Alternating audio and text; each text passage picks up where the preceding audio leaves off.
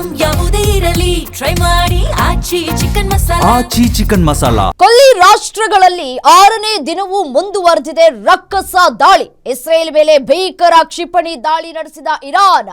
Khamenei ಅಂತ್ಯಕ್ರಿಯೆಗೆ ಸಿದ್ಧತೆ ನಡುವಲ್ಲೇ Iran ದಾಳಿ ನಡೆಸ್ತಾ ಇದೆ.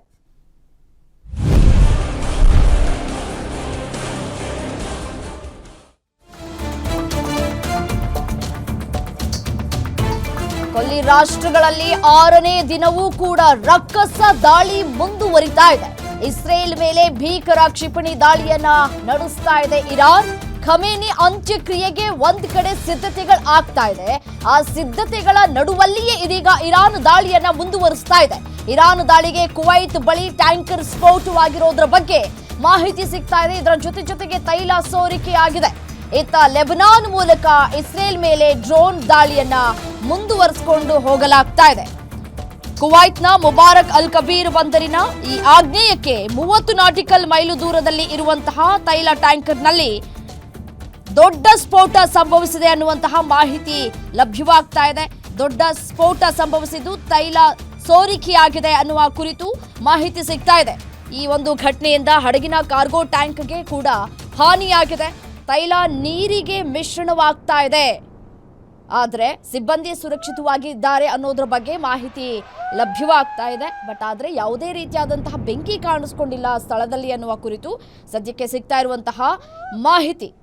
ಈ ಮಧ್ಯಪ್ರಾಚ್ಯದಲ್ಲಿ ಉದ್ವಿಗ್ನತೆಯ ಪರಿಸ್ಥಿತಿ ಕೂಡ ಕ್ಷಣದಿಂದ ಕ್ಷಣಕ್ಕೂ ಕೂಡ ಹೆಚ್ಚಾಗ್ತಾ ಇದೆ. ಕುವೈತ್ನ ಮುಬಾರಕ್ ಅಲ್ ಕಬೀರ್ ಬಂದರ್ನಿಂದ 30 ನಾಟಿಕಲ್ ಮೈಲು ಅಂದರೆ ಸುಮಾರು ಇದು 56 ಕಿಲೋಮೀಟರ್ ಆಗ್ನೇಯಕ್ಕೆ ಈ ಒಂದು ಘಟನೆ ಸಂಭವಿಸಿದೆ ಅನ್ನುವಂತಹ ಮಾಹಿತಿ ಸಿಗ್ತಾ ಇದೆ. ಇದು ಕುವೈತ್ನ ಪ್ರಾದೇಶಿಕ ಜಲಪ್ರದೇಶದ ಹೊರಗೆ ನಡೆದಿರುವಂತಹ ಕುವೈತ್ನ ಆಂತರಿಕ ಸಚಿವಾಲಯ ಈ ರೀತಿಯಾಗಿ ಮಾಹಿತಿಯನ್ನ ಕೂಡ ಹಂಚಿಕೊಳ್ತಾ ಇದೆ. ನೋಡಿ, ಹಡಗಿನ ಕ್ಯಾಪ್ಟನ್ ಹಡಗಿನ ಎಡಭಾಗದಲ್ಲಿ ದೊಡ್ಡ ಸ್ಫೋಟದ ಶಬ್ದವನ್ನ ಕೇಳಿದ್ದಾರೆ ಅನ್ನುವಂತಹ ಮಾಹಿತಿ ಸಿಗ್ತಾ ಇದೆ. ನೋಡಿ, ಒಂದು ಸಣ್ಣ ನೌಕೆ ಆ ಪ್ರದೇಶದಿಂದ ಹೊರಟು ಹೋಗೋದನ್ನ ಕೂಡ ಗಮನಿಸಿದ್ದಾರೆ. ಯಾರೋ ಸ್ಫೋಟವನ್ನ ಸಂಭವಿಸಿದ್ದಾರೆ ಅಂದ್ರೆ ಯಾರೋ ಸ್ಫೋಟವನ್ನ ಮಾಡುವುದಕ್ಕೆ ತಯಾರಿಗಳನ್ನ ಮಾಡ್ಕೊಂಡು ಬಂದಿದ್ರು ಅನ್ನೋದರ ಕುರಿತು ಕೂಡ ಅವರು ವಿವರಿಸಿದ್ದಾರೆ. ಮತ್ತೆ ಸ್ಫೋಟದಿಂದಾಗಿ ಕಾರ್ಗೋ ಟ್ಯಾಂಕ್ಗೆ ಹಾನಿಯಾಗಿ ತೈಲ ಸಮುದ್ರಕ್ಕೆ ಹರಿತಾ ಇದೆ ಅನ್ನೋದರ ಕುರಿತು ಕೂಡ ಮಾಹಿತಿ ಲಭ್ಯವಾಗ್ತಾ ಇದೆ. ಇದು ಪರಿಸರದ ಮೇಲೆ ಭಾರಿ ಪರಿಣಾಮವನ್ನ ಬೀರಬಹುದು ಅಂತ ಹೇಳಿ UKMTO ಕೂಡ ವರದಿಯನ್ನ ಕೂಡ ಮಾಡಿದೆ. ಹಡಗಿನಲ್ಲಿ ಯಾವುದೇ ಬೆಂಕಿ ವರದಿಯಾಗಿಲ್ಲ ಮತ್ತು ಎಲ್ಲ ಸಿಬ್ಬಂದಿಗಳು ಸುರಕ್ಷಿತವಾಗಿದ್ದಾರೆ ಅನ್ನೋದರ ಕುರಿತು ಮಾಹಿತಿ ಸದ್ಯಕ್ಕೆ ಲಭ್ಯವಾಗ್ತಾ ಇದೆ. ನೋಡಿ, ಮಧ್ಯಪ್ರಾಚ್ಯದಲ್ಲಿ ಇರಾನ್ ಮತ್ತು ಇತರ ಶಕ್ತಿಗಳ ನಡುವಿನ ಸಂಘರ್ಷದ ಹಿನ್ನೆಲೆಯಲ್ಲಿ ಈ ಒಂದು ಸ್ಫೋಟ ಸಂಭವಿಸಿದೆ. ನೋಡಿ, ಕಳೆದ 6 ದಿನಗಳಲ್ಲೂ ಕೂಡ ವಾಣಿಜ್ಯ ಹಡಗುಗಳ ಮೇಲೆ ನಡೆದಂತಹ ಹಲವಾರು ದಾಳಿಗಳಲ್ಲಿ ಇದು ಕೂಡ ಒಂದಾಗಿದೆ ಅನ್ನುವಂತಹ ಮಾಹಿತಿ ಸದ್ಯಕ್ಕೆ ಲಭ್ಯವಾಗ್ತಾ ಇದೆ.